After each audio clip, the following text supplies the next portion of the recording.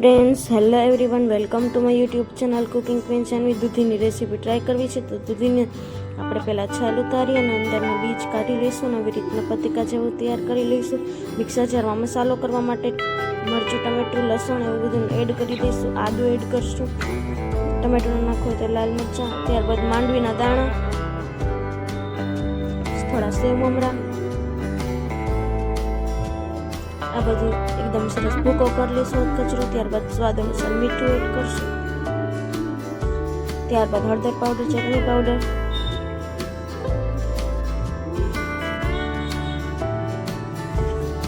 ધાણા જીરું પાવડર,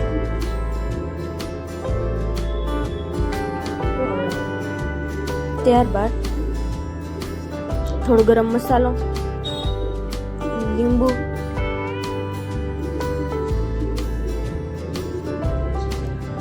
ખાંડ.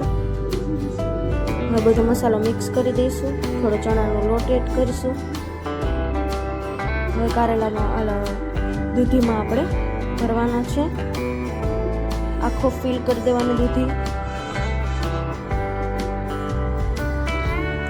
ગરમ પાણી ઉકાળી મૂકી દીધું છે. દૂધી અને મરચાં પણ મેં અહીંયા થોડા ભરી નાખ્યા છે.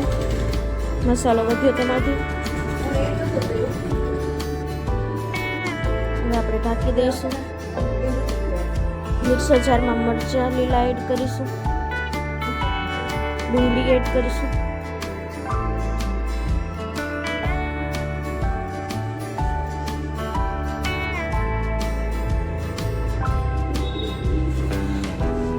ટમેટું એડ કરશું,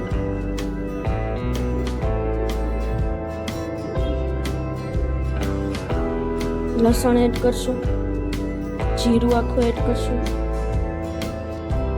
હવે પીસી લઈશું મિક્સર જારમાં. ત્યારબાદ લોયામાં આપણે તેલ ગરમ કરીશું. સરસ બફાઈ ગયેલું હોવું જોઈએ. પહેલાં આપણે મરચાંને વઘારી લઈશું, મરચાં સાઈડમાં ખાવા માટે.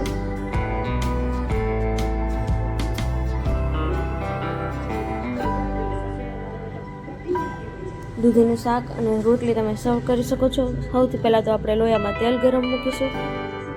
તેલ ગરમ થઈ જાય ત્યારબાદ જે આપણે મિક્સર જારમાં પેસ્ટ કરી હતી આપણામાં એડ કરી દઈશું.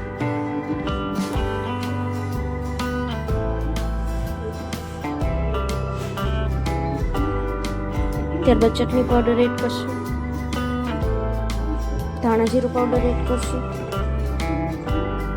હળદર પાવડર એડ કરશું, સ્વાદ અનુસાર મીઠું. ત્યારબાદ બધું બરાબર રીતે મિક્સ કરી દઈશું.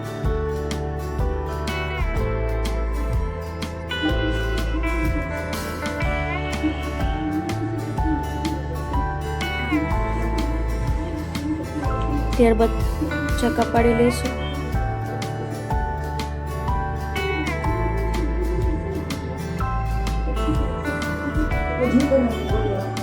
હવે આપણે આમાં એડ કરી દઈશું.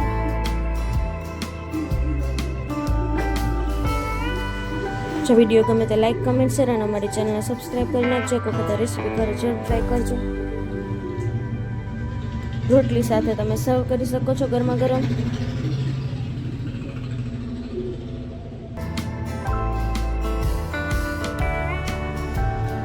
એકદમ સરસ ચડી ગયા છે, તમે જોઈ શકો છો.